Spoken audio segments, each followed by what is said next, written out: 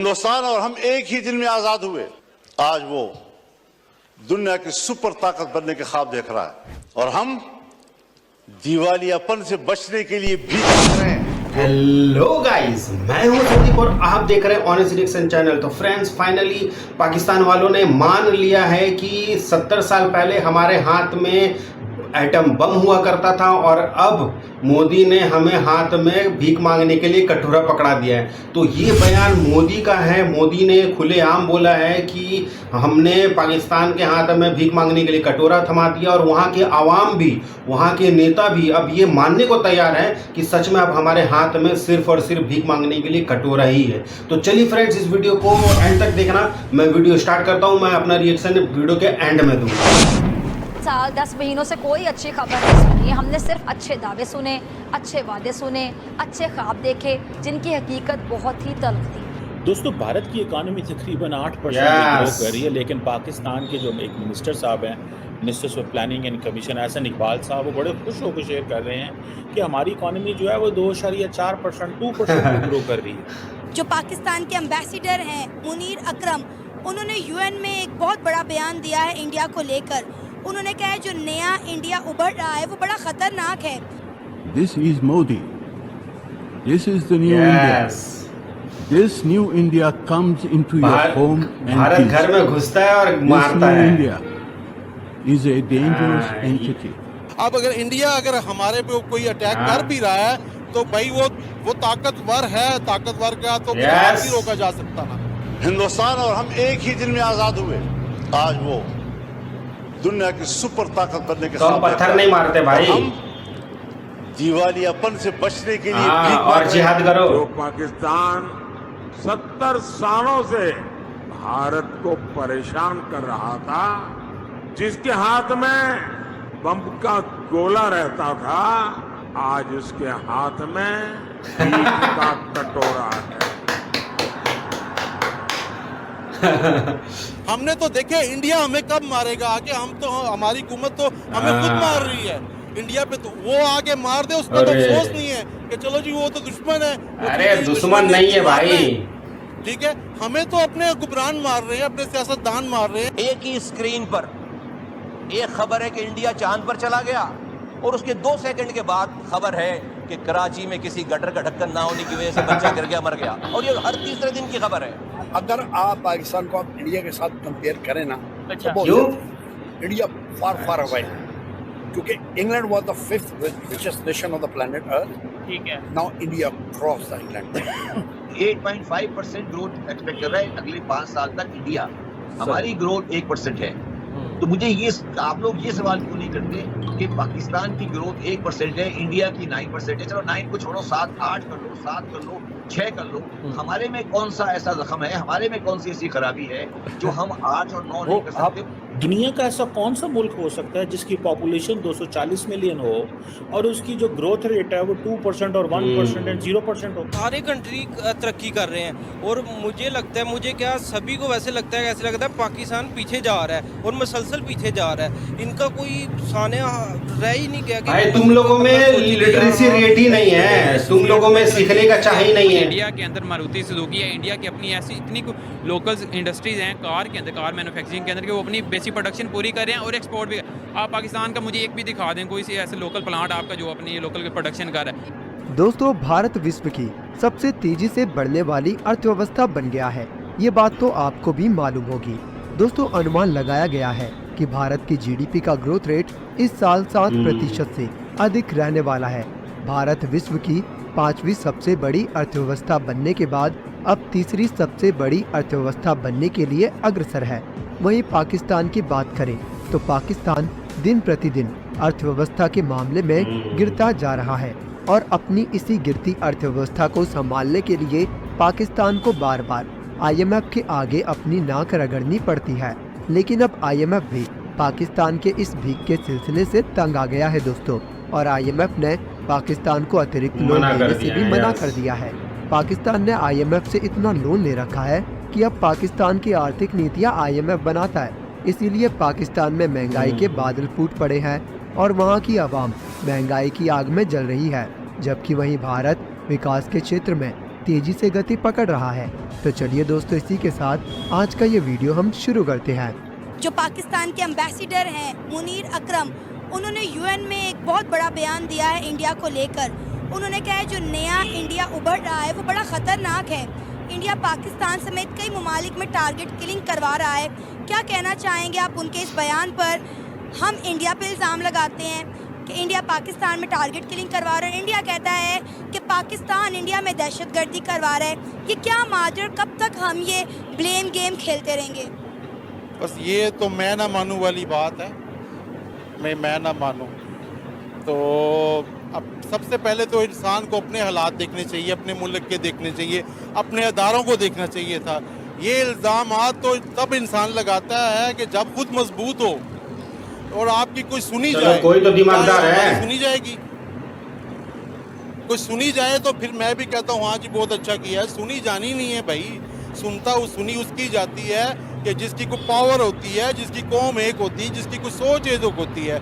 हमारी अगर वो सुन भी लेंगे, कहेंगे तुम्हारा तो फलाना लीडर इसको नहीं मानता, स्टेटमेंट को फलानी पार्टी नहीं मानती, आपके 10% लोग मानते हैं। हमारी किसने सुनी जानी है भाई?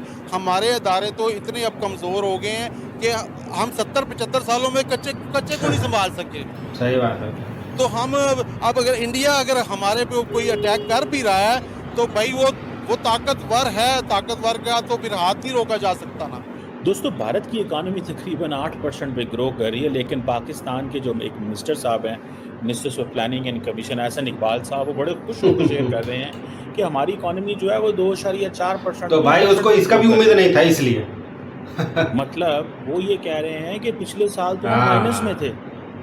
दुनिया का ऐसा कौन सा मुल्क हो सकता है जिसकी पॉपुलेशन 240 मिलियन हो और उसकी जो ग्रोथ रेट है वो 2% और 1% एंड 0%? सोचने वाली बात है पाकिस्तानों। So there is a term which is called as stagflation, means कि स्टैग्नेशन भी है, stagnation in economy and plus inflation. तो जिस मुल्क के अंदर स्टैग्नेशन हो, यानी कि इकोनॉमी ग्रो नहीं कर रही, 3 से 2 पे चली जाए, 2 से 1 पे चली जाए, 0 पे चली जाए, और उस मुल्क में इन्फ्लेशन भी 30% के करीब हो, उसे स्टैगफ्लेशन ही कहा जाता है। And this is the second year of a low growth in Pakistan, high inflation, purchasing power लोगों की ख़त्म हो चुकी हुई है। और हम ये कह रहे हैं और बड़े खुश हो रहे हैं कि हम जनाब 2025 में जो है ना 3% पे ग्रो करेंगे। और भाई आपके मुकाबले में एक मुल्क है जिसका नाम भारत है, वो तकरीबन 8% पे ग्रो कर रहा है, 8% पे ग्रो कर रहा है। अमीर अब्बास साहब क्यों मेरे मुंह से कहलवाना चाहते हो? ये गैलरी के लिए खेल रहे हैं बेचारे। देखो मेरी बात सुनो, आपके ख्याल में 2024 का इलेक्शन जो है ये हुआ, बिल्कुल हुआ और होना चाहिए था। आपके ख्याल में ये इलेक्शन क्यों हुआ है? ये इलेक्शन इसलिए हुआ है कि हमें इंटरनेशनल कम्युनिटी को फाइल में एक कागज लगाना है कि हमने इलेक्शन करा लिया। हमने कागज लगा दिया फाइल में।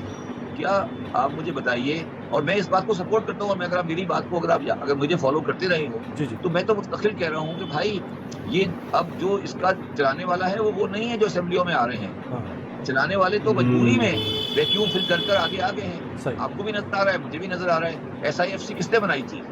ठीक है ना? और वो पार्लियामेंट्री पार्लियामेंट में तो कहीं नहीं लिखी। तो मुझे ये समझा देना। तो अब छोड़ दें इस बात को, अब आगे चलें, इसको छोड़ दें। देखिए अमीर अब्बास साहब, आपने मुझसे सवालात किए, आपको एक बात कहनी चाहिए थी जो आपने नहीं कही, और यही पाकिस्तान का मसला है। वो ये है कि इंडिया जो है वो अगले 5 साल में 9% ग्रोथ एक्सपेक्ट कर रहा है। 9%? जी, चलो 8.5% ग्रोथ एक्सपेक्ट कर रहा है अगले 5 साल तक इंडिया। हमारी ग्रोथ 1% है। तो मुझे आप लोग ये सवाल क्यों नहीं करते कि पाकिस्तान की ग्रोथ 1% है, इंडिया की 9% है। चलो 9 को छोड़ो, 7, 8 कर लो, 7 कर लो, 6 कर लो। हमारे में कौन सा ऐसा जख्म है, हमारे में कौन सी ऐसी खराबी है जो हम 8 और 9 नहीं कर सकते? आप बार-बार कह रहे हैं कि आपका मुंह मैं खुलवाना चाहता हूँ, आप मेरा मुंह भी मत खुलवाएं। हमारे साथ क्या बीमारी है वो आपको भी पता है कि हमारे साथ क्या बीमारी है। हमारे साथ क्या बीमारी है? हमारे साथ 2 बीमारियां। हमारे साथ पहली बीमारी ये है कि हमने आज तक कंपैरिटिव, आपने भी नहीं किया, हम किससे कंपेयर करते हैं? हम कंपेयर करते हैं Nawaz Sharif versus Imran Khan, Peoples Party, Musharraf. अब 4 कुएं के लीडर आपस में कंपेयर करते रहते हैं। वो कुएं से बात नहीं, वो तो है। सो फाइनली गाइस वीडियो होता है यहाँ पे ख़त्म। तो जैसा कि आपने देखा कि अब देखो, अब बात ये है कि पाकिस्तान 2% के रेट से आगे बढ़ रहा है, लेकिन उसके बावजूद भी देखो ये इसलिए खुश होकर बता रहे हैं कि इनको ये 2% का भी उम्मीद नहीं था। ये इसलिए ये खुश है कि चलो कम से कम 0 से तो अच्छा है कि 2% का तो जीडीपी दर आगे बढ़ रहा है, ठीक है। तो बात ये है, और सबसे बड़ी बात ये कि देखो अब पाकिस्तान ने इतना लोन ले लिया है आईएमएफ से, इतना लोन ले लिया है कि अगर वो चुकाने जाए ना तो मुझे लगता है कि आधा से ज़्यादा पाकिस्तान के पास जो भी बचा कुचा है वो सारे के सारे वो चले जाने वाले हैं। इतना लोन ले लिया है कि अब सोचो कि इतना लोन ले लिया कि आईएमएफ वाले अब अपना राय बता रहे हैं। अब वो मान के चलो कि अब आईएमएफ वाले ही पाकिस्तान को चला रहे हैं। अब उनका डिसीजन है कि भैया वहाँ पे महंगाई कितनी होगी, वहाँ पे तेल कैसा रेट से बिकेगा, वहाँ पे राशन कैसा रेट से बिकेगा, तो ये सारी चीज़, इसीलिए पाकिस्तान इस चीज़ को कंट्रोल नहीं कर पा रहा है। और सेकंड थिंग्स ये है कि देखो अभी भी टाइम नहीं बिगड़ा है कि अगर वहाँ के अवाम अगर अभी भी लिटरेसी रेट को बढ़ाएंगे। देखो बीमारी कहाँ होती है कि वहाँ पे क्या है कि मतलब चूरन बोलते हैं ना, वो चूरन खिलाते हैं ये एक दूसरे, ये मौलाना और ये नेता छोटे छोटे लोगों को, क्योंकि ये पढ़े लिखे होते नहीं, ये अनपढ़ है, इनको जो भी बोल देते हैं ये वही मान लेते हैं। अब देखो अब तुम्हारा साथ का मुल्क है भारत, अब वो इतना तरक्की कर रहा है, ठीक है, और तुम में ऐसे क्या बात है, तुम ऐसा क्या कर रहे हो कि तुम 0% 1% के दर से तुम आगे बढ़ रहे हो, जहाँ तुम्हारा आबादी तुम्हारा मतलब लगा लो 250 मिलियन है तुम्हारा, ठीक है। तो ये बहुत बड़ी सोचने वाली बात है। अब वहाँ के नेता जो भी बोल देते हैं, वहाँ के नेता का एक ही एजेंडा है कि हम भारत को फतह कर लेंगे। अरे भाई फतह तो तुम बाद में कर लेना, ठीक, सबसे पहले तो तुम अपना जीडीपी को तुम ठीक करो, तुम वहाँ अपने देश के तुम लिटरेसी रेट को बढ़ाओ, वहाँ पे तुम गरीबी को पहले ख़त्म करो, उसके बाद तुम भारत यहाँ है और तुम तो स्क्रीन में भी नहीं हो, तुम तो हो ही नहीं, तुम कैसे चढ़ाई करोगे भाई? तुम पहले अपना ग्रोथ करो। तुम्हारे पाकिस्तानियों के पास में परचेसिंग पावर ख़त्म हो गई है, अब वो परचेसिंग करते हैं डॉलर से। अब डॉलर कहाँ से आता है? ये आता है अमेरिका से आता है। अब अमेरिका डॉलर तो ऐसे देगा नहीं, इसके पास में बचा क्या है? ये किस चीज़ को खरीदेंगे? इसके पास में कोई पैसे ही नहीं है, अब वो डॉलर देने से मना करता है।